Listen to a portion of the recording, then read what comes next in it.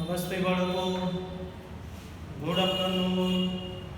બાળકો, આજે આપણે ધોરણ 8માં ગણિત એમાં પ્રકરણ 2 સુધી પૂર્ણ થઈ ગયું છે. બાળકો, આજે આપણે પ્રકરણ 3ની શરૂઆત કરીશું. પ્રકરણ 3 ચતુષ્કોણની સમજ. આપણે ચતુષ્કોણ વિશે સમજ મેળવવાની છે. બાળકો, કે સૌપ્રથમ ચતુષ્કોણ એટલે શું? તો ચતુષ્કોણ એટલે ચાર રેખાખંડો વડે રચાતી બંધ આકૃતિ. એને આપણે ચતુષ્કોણ સમજીએ છીએ. ચાર રેખાખંડો વડે રચાતી બંધ આકૃતિ ને ચતુષ્કોણ કહે છે. ચતુષ્કોણને ચાર ખૂણા હોય છે અને ચાર બાજુઓ હોય છે. વિશેષ આપણે સમજીએ કે ફક્ત રેખાખંડોથી બનેલા વડે બનેલા સાદા બંધ વક્રને બહુકોણ કહે છે. રેખાખંડો વડે બનેલા સાદા બંધ વક્રને બહુકોણ કહે છે. બહુકોણ એટલે ઘણા બધા ખૂણા, 3 અને 3 કરતા વધારે ખૂણા. સાદા બંધ વક્રને બહુકોણ કહે છે. બહુકોણના ઉદાહરણ. બહુકોણ એટલે શું? નિયમિત બહુકોણ વિશે આપણે ખ્યાલ મેળવીએ કે નિયમિત બહુકોણ હોય તો અંદરના બધા જ ખૂણાઓના માપ સરખા હોય, તેમજ બધી જ બાજુઓના માપ સરખા હોય, તેને આપણે નિયમિત બહુકોણ કહીએ છીએ. બહુકોણના ઉદાહરણ એક ત્રિકોણ છે, ચતુષ્કોણ, પંચકોણ, ષટકોણ, સપ્તકોણ. ત્રિકોણ એટલે 3 ખૂણા, ચતુષ્કોણ એટલે 4 ખૂણા, પંચકોણ એટલે 5 ખૂણા, ષટકોણ એટલે 6 ખૂણા, સપ્તકોણ એટલે 7 ખૂણાઓ, અષ્ટકોણ એટલે 8 ખૂણા ધરાવતા હોય એ બહુકોણ છે. બહિર્મુખ બહુકોણમાં તેના વિકર્ણનો કોઈ પણ ભાગ બહુકોણના બહારના ભાગમાં હોતો નથી. વિકર્ણો આપણે અહીંયા એક ચતુષ્કોણ દોરીએ. બાળકો, આ એક ચતુષ્કોણ છે. આ ચતુષ્કોણનું નામ આપણે ABCD આપીએ. આ ચતુષ્કોણમાં 4 ખૂણાઓ છે, 1 2 3 અને 4. ખૂણો A, ખૂણો B, ખૂણો C અને ખૂણો D. તેમજ 4 બાજુઓ છે, AB, BC, CD અને DA. તેમજ 2 વિકર્ણ, AC વિકર્ણ અને DD વિકર્ણ. એટલે કે 2 વિકર્ણ છે. હવે આપણે આ બહિર્મુખ બહુકોણમાં તેના વિકર્ણનો કોઈ પણ ભાગ બહુકોણના બહારના ભાગમાં હોતો નથી. બહુકોણના બહારના ભાગમાં વિકર્ણનો કોઈ પણ ભાગ ન હોય. અંતર્મુખ ચતુષ્કોણમાં આવું હોતું નથી. અંતર્મુખ ચતુષ્કોણ 2 પ્રકારના, એક બહિર્મુખ અને અંતર્મુખ. બરાબર. હવે આપણે જોઈએ ચતુષ્કોણમાં બધા ખૂણાઓના માપનો સરવાળો કેટલો થાય. બાળકો, 360 અંશ. ચતુષ્કોણના 4 ખૂણાઓના માપનો સરવાળો 360 અંશ થાય. હવે આપણે વિશેષ થોડાક દાખલા જોઈએ અને એના ઉપરથી સમજીએ. સ્વાધ્યાય 3.1 એક્ઝામ્પલ નંબર 2. એક્ઝામ્પલ નંબર 1 માં કેવું છે એ આપણે જોઈ લઈએ. પહેલા મૌખિક કે એક્ઝામ્પલ 1 છે એમાં આકૃતિઓ દોરેલી છે. એ આકૃતિઓમાં વર્ગીકરણ કરવાનું છે. કે કઈ આકૃતિ સરળ વક્ર, સરળ બંધ વક્ર, બહુકોણ, અંતર્મુખ બહુકોણ અને બહિર્મુખ બહુકોણ, આવા 5 ભાગમાં વર્ગીકરણ કરવાનું છે કે કઈ આકૃતિ સરળ વક્રમાં છે, કઈ આકૃતિ સરળ બંધ વક્રમાં છે, કઈ આકૃતિ બહુકોણ છે, કઈ આકૃતિ અંતર્મુખ બહુકોણ છે અને કઈ આકૃતિ બહિર્મુખ બહુકોણ છે. એટલે બાળકો તમે સ્વપ્રયત્ને વર્ગીકરણ કરી શકશો. તેથી આપણે એક્ઝામ્પલ નંબર 2 થી ચાલુ કરીએ. નીચે દર્શાવેલ પ્રત્યેકને કેટલા વિકર્ણ હશે તે જણાવો. નીચે દર્શાવેલ પ્રત્યેકને કેટલા વિકર્ણ હશે તે જણાવો. આ વિકર્ણ શોધવા માટે એક સૂત્ર છે. સૌપ્રથમ એ સૂત્ર હું લખીશ બાળકો અને એના ઉપરથી આપણે વિકર્ણની સંખ્યા શોધી શકીએ છીએ બાળકો. તો હું કેટલા વિકર્ણ હશે તે શોધવા માટેનું સૂત્ર, વિકર્ણની સંખ્યા શોધવા માટેનું સૂત્ર, શોધવા માટેનું સૂત્ર n² - 3n/2. આ એક સૂત્ર છે બાળકો કે વિકર્ણની સંખ્યા શોધવા માટેનું સૂત્ર n² - 3n/2. આટલું સૂત્ર યાદ રાખવાનું અને પછી હું અહીંયા એક નંબર ગણાવું છું બાળકો. બહિર્મુખ ચતુષ્કોણ. n એટલે બાજુઓની સંખ્યા દર્શાવે છે. n એટલે બાજુઓની સંખ્યા. બહિર્મુખ ચતુષ્કોણ તો સૌપ્રથમ બાજુઓ કેટલી હોય? તો બહિર્મુખ ચતુષ્કોણની 4 બાજુઓ હોય બાળકો. અહીંયા લખીએ આપણો બહિર્મુખ ચતુષ્કોણને 4 બાજુઓ હોય છે. 4 બાજુઓ હોય છે. માટે n બરાબર 4. હવે સૂત્રમાં લખીએ વિકર્ણની સંખ્યા કેટલા વિકર્ણ હશે તે જણાવો. તો વિકર્ણની સંખ્યા બરાબર આપણને સૂત્ર આપેલું છે બાળકો. શરૂઆતમાં આપણે લખ્યું છે n² - 3n/2 બરાબર n એટલે કેટલી બાજુઓ? 4 લેવાની. તો 4 નો વર્ગ -3 n ની જગ્યાએ 4 ડિવાઇડ 2 બરાબર ચોકું ચોકું 16 - 3 ચોકું 12 ડિવાઇડ 2. 16 માંથી 12 જાય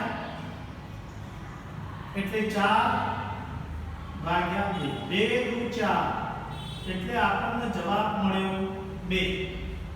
એટલે વિકર્ણની સંખ્યા આપણને 2 મળશે. બી નંબર નિયમિત ષટકોણ. ષટકોણને કેટલી બાજુઓ હોય? 6 બાજુઓ હોય બાળકો.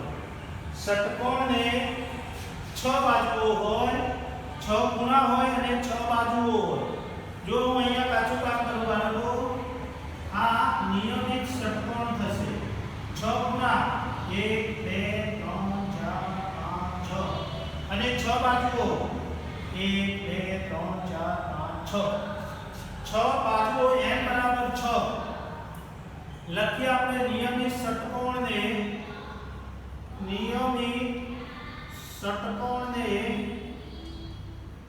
6 બાજુઓ હોય છે.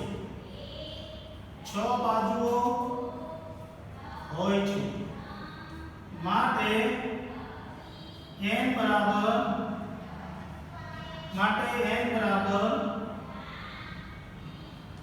6. હવે સૂત્ર લખીએ વિકર્ણની સંખ્યા બરાબર વિકર્ણની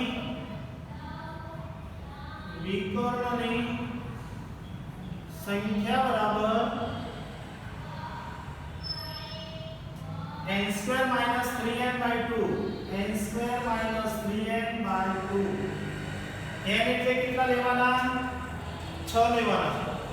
6 નો વર્ગ -3 6 डिवाइड 2 छायो छायो 36 माइनस 6 तरी 18 भाग्या 2 36 માંથી 18 એટલે 18 વધે ભાગ્યા 2 2 નો 18 બરાબર 9 તો વિકર્ણની સંખ્યા 9 મળી બાળકો એ જ પ્રમાણે C નંબરનો દાખલો અહીંયા ગણીએ બાળકો C માં શું કહ્યું છે ત્રિકોણ ત્રિકોણને કેટલી બાજુઓ હોય 3 त्रिकोण आ रीते त्रिकोण होय छे 3 ખૂણા અને 3 બાજુઓ તો અહીંયા લખીએ ત્રિકોણને 3 બાજુઓ હોય છે ત્રિકોણને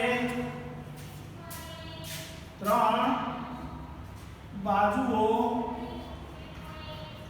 હોય છે તો માટે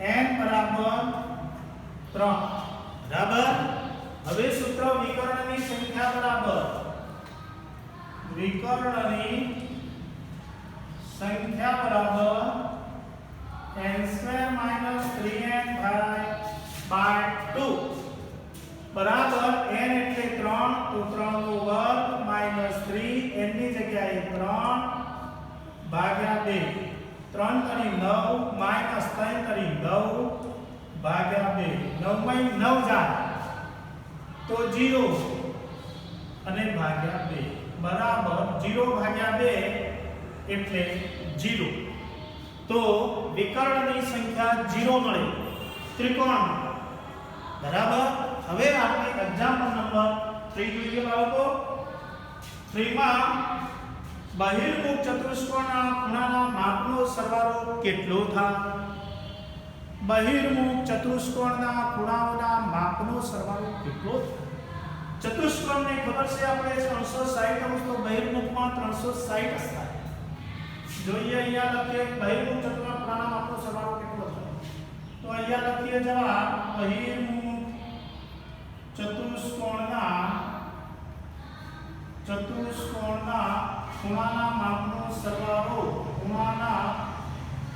માપનો સરવાળો કેટલો થાય બાળકો 360 અંશ ઓકે હવે જો ચતુષ્કોણ બહિર્મુખ ના હોય તો શું આ ગુણધર્મ લાગુ પડશે તો હા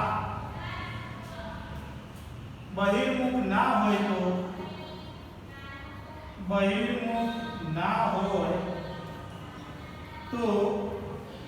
अंतर्मुख चतुष्कोण होय अंतर्मुख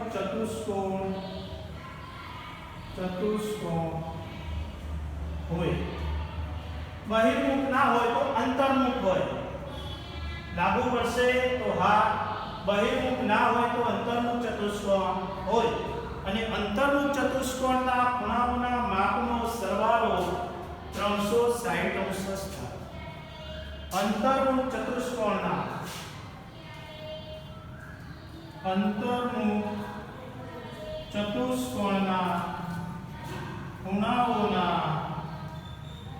ખૂણાઓના માપનો સરવાળો 360 અંશ થાય ઓકે આ પણ 360 અંશ થાય एक बहिर्मुख ना हो तो चतुष्कोण बनावो ने प्रयत्न करो चलो અહીંયા હું અંતર્મુખ ચતુષ્કોણ દોરું છું બાળકો બરાબર અહીંયા આપણે અંતર્મુખ ચતુષ્કોણ દોર્યું નામ આપીએ A B C A B C અને D અહીંયા A B C અને D આ રીતે આપણે લીધો બાળકો આ અંતર્મુખ ચતુષ્કોણ છે તો માટે માપખૂણો A વત્તા માપખૂણો D વત્તા માપખૂણો C વત્તા માપખૂણો D બરાબર 360 અંશ ઓકે આ રીતે આ દાખલાનો જવાબ મળી શકે હવે એક્ઝામ્પલ નંબર 4 निम्नलिखित संख्या दर्शावती बाजुओं धरावता बहुकोणना ખૂણાના માપના સરવાળા વિશે શું કહી શકાય તો તો આપણે બાજુઓ આપેલી છે 7 બાજુઓ 8 10 અને 1 આ દાખલા નંબર 4 માં આપણને રકમ આપી છે, નીચે થોડી આકૃતિઓ પણ દોરેલી છે બાળકો, અને એમાં સૂત્ર આપેલું છે બાળકો n - 2 * 180 દરેક આકૃતિ માટે n - 2 * 180 આપેલું છે. અહીંયા આપણે થોડી ગણતરી સાથેનું કોષ્ટક આપેલું છે પુસ્તકમાં. n - 2 * 180 ચાર પાંચ આકૃતિઓ આપી છે, એની અંદર સૂત્ર પણ દર્શાવ્યું છે n - 2 * 180. આપણે ખાલી આ દાખલાઓની ગણતરી કરવાની છે બાળકો, એટલે અહીંયા મેં આ જ રકમ લખી છે માત્ર કે નિમ્નલિખિત સંખ્યા દર્શાવતી બાજુઓ ધરાવતા બહુકોણના ખૂણાના માપના સરવાળા વિશે શું કહી શકાય. તો અહીંયા સૂત્ર લખીશ પહેલો કે સૂત્ર આ રીતનું છે બાળકો n - 2 * 180. ઓકે, અહીંયા પણ આપણે સૂત્ર લખેલું જ હતું. અહીંયા આપણે n² - 3n/2 એ રીતે દાખલા ગયા તો અહીંયા સૂત્ર છે બાળકો કે n - 2 * 180. પહેલી એ નંબર કેટલી બાજુઓ છે 7 બાજુઓ ધરાવતો બહુકોણ. તો 7 બાજુઓ ધરાવતા બહુકોણ માટે 7 બાજુઓ ધરાવતા બહુકોણ માટે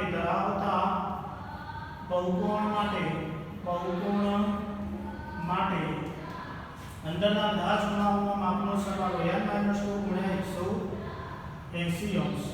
અંદરના બધા જ ખૂણાઓના માપનો સરવાળો અંદરના બધા જ ખૂણાઓના માપનો સરવાળો બધા જ ખૂણાઓના માપનો સરવાળો બરાબર n એટલે 7 બાજુઓ છે તો 7 - 2 * 180. 7 માં 2 જાય તો 5 * 180. 18 × 5 = 900. કેટલો આવે 900 બાળકો. આપણે એ ગણ્યો, હવે બી ગણીએ. બી 8 બાજુઓ ધરાવતા બહુકોણ માટે તો અંદરના બધા જ ખૂણાના માપનો સરવાળો અંદરના બધા જ ખૂણાઓના માપનો સરવાળો અંદરના બધા જ ખૂણાઓના માપનો સરવાળો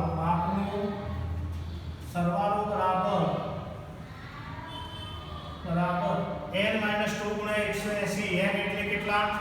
બી માટે 8 બાજુઓ છે બાળકો. બી દાખલા માટે આપણે જોઈએ કે 8 બાજુઓ છે બરાબર. તો એના વિશે આપણે હવે વિચાર કરીશું કે અંદરના બધા જ ખૂણાઓના માપનો સરવાળો કેટલી બાજુઓ છે 8 છે. તો n - 2 એટલે 8 - 2 * 180. સૂત્ર આ જ લાગુ પડશે n - 2 * 180. n એટલે 8 બાજુઓ 8 - 2 * 180. 8 માંથી 2 એટલે 6 * 180.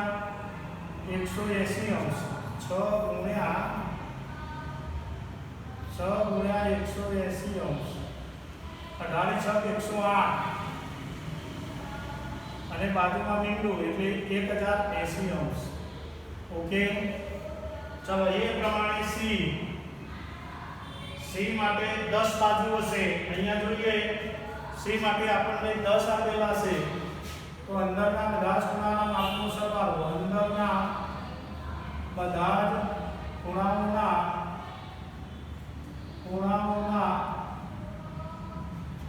માપનો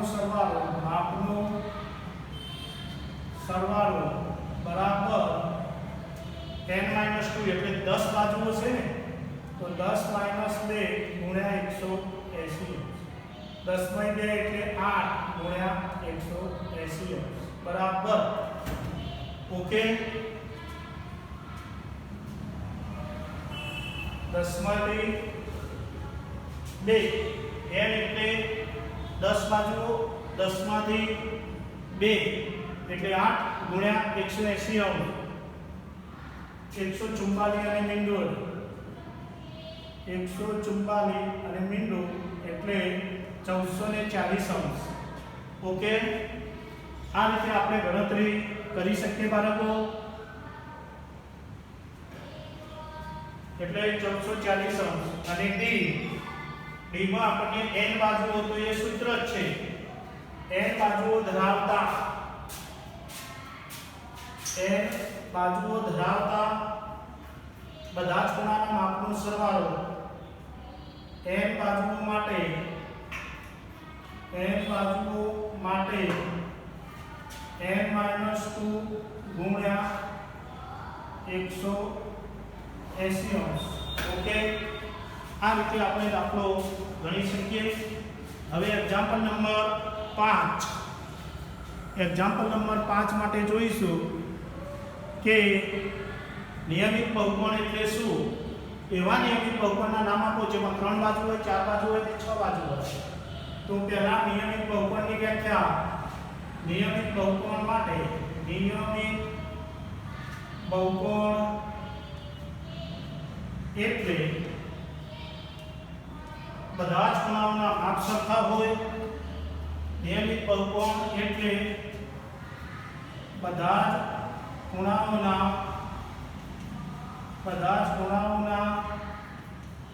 માપ સરખા હોય અને બધી જ બાજુના માપ સરખા હોય. બધી જ બાજુઓના માપ સરખા હોય. આ નિયમિત બહુકોણની વ્યાખ્યા મળી બાળકો. હવે એવા નિયમિત બહુકોણના નામ આપો જેમાં 3 બાજુ હોય, 4 બાજુ હોય અને 6 બાજુ હોય. તો ચાલો જોઈએ 3 બાજુ હોય તેવો જોઈએ આપણે. તો 3 બાજુ હોય તેવો નિયમિત બહુકોણ સમબાજુ ત્રિકોણ બરાબર 3 એક નંબર 3 બાજુ હોય તેવો બહુકોણ સમબાજુ ત્રિકોણ. બીજો નંબર 4 બાજુ હોય તો 4 બાજુ હોય તેવો બહુકોણ શું મળે. 4 બાજુ હોય તેવો બહુકોણ ચોરસ. અને 3 નંબર 6 બાજુ હોય તેવો બહુકોણ નિયમિત